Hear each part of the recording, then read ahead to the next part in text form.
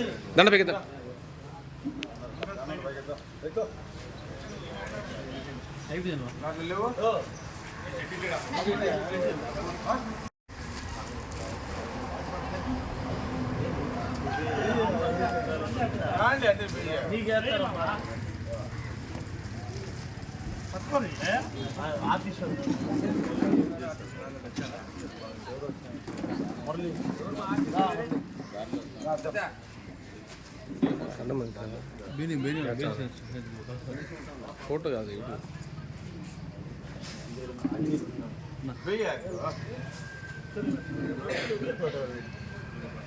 చూసుకో